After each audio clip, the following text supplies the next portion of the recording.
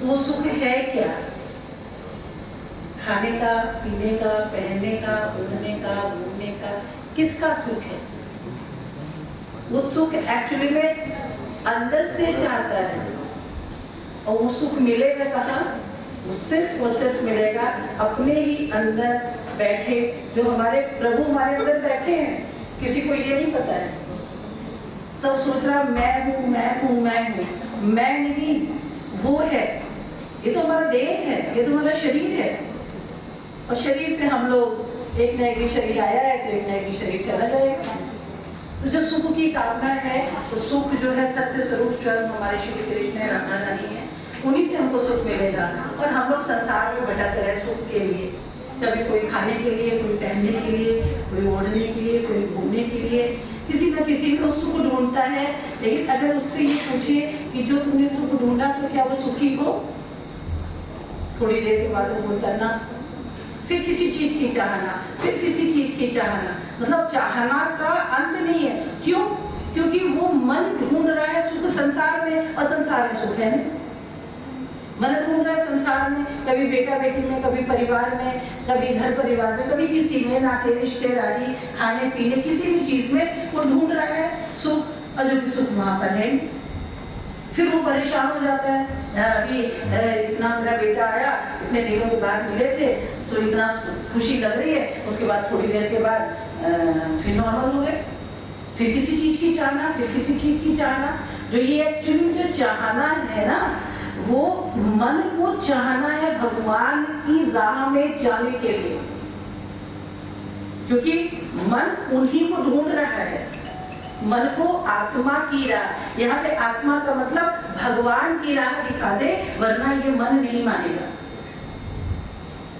ज्ञान में जो लोग होते हैं वो ज्ञान में ये कहते हैं आत्मा की राह दिखा दे, प्रेमी होते हैं वो ये कहते हैं भगवान की राह। और मन को क्या चाहिए? भगवान का नाम।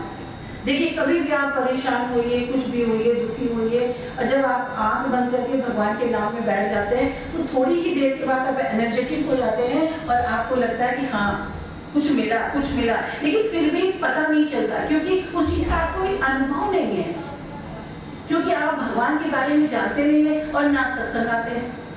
उसी घर परिवार माया में बंधे अनंत जन्मों से। ये जन्म नहीं है, ये जन्म नहीं, अनंत जन्मों से आप आ रहे हैं, ये एक जन्म नहीं है। और अनंत जन्मों से पूर्व जन्म के प्रारब्ध के हिसाब से, पूर्व जन्म का जैसा कर्मा वैसा आपका प्रारब्ध बना है, उस प्रारब्ध को भोगने के लिए इस जीवन में जो मनुष्य चोला मिला वो भी बड़े भाग्य से मिला, वो भी बड़े भाग्य से मनुष्य चोला मिला है। अच्छा, मनुष्य चोला बड़े भाग्य से मिला है तो उस चीज का हम लोग सार्थक क्यों नहीं करें? निरर्थक हमारा जीवन क्यों चला जा रहा है? राग द्वेष में, तेरे मेरे में, अपने पराये में, ये अच्छा ये बुरा। कौन बुरा है? कोई बुरा नहीं है, सब अच्छे हैं, भले मन के वास्ते सब अच्छे हैं। और अगर हम किसी को बुरा कह रहे हैं तो बुरे मन के वास्ते सब, मेरा मन बुरा है इसलिए हम सबको बुरा कह रहे हैं, हम बुरे हैं इसलिए सबको बुरा कह रहे हैं। तो अपने अंदर मुंह को कहाँ ढूंढे रे बंदे, मैं तो तेरे पास, मुझे कहाँ ढूंढ रहे हो? मैं कहीं नहीं मिलूंगा तुम्हारे अंदर। अभी एक बच्चा इलाहाबाद से आया है, उसने इतनी अच्छी बात बोली कि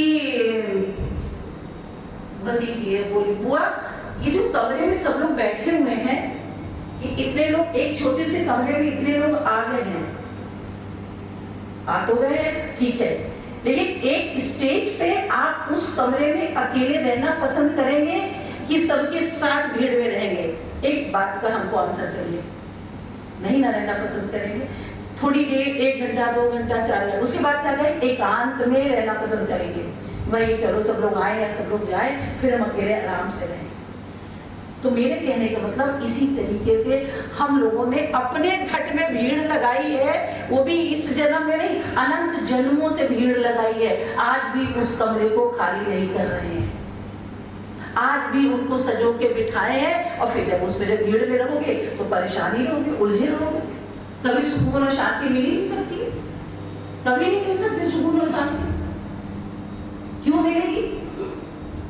क्योंकि आप भीड़ में, ये मेरा बेटा, ये मेरी बेटी, ये मेरा परिवार, मेरा ये मेरा ये। आप देखिए कभी कभी आप लोग खुद में भी शर्मिंदा होंगे कि हम छोटी छोटी चीजों के लिए परेशान होते। चम्मच खो गया, चम्मच नहीं मिल रहा, ये खो गया, ये नहीं मिल रहा, ये खो गया, ये नहीं मिल रहा, वो कहाँ गया, वो कहाँ गया। अरे ठीक है, नहीं मिला, नहीं सही, वर्तमान में प्रेजेंट में रहो कि उस चीज को, उस समय को, उस श्वासों को निरर्थक मत जाने दो, व्यर्थ मत जाने दो, क्योंकि उसी श्वासों से ही आपकी कमाई है।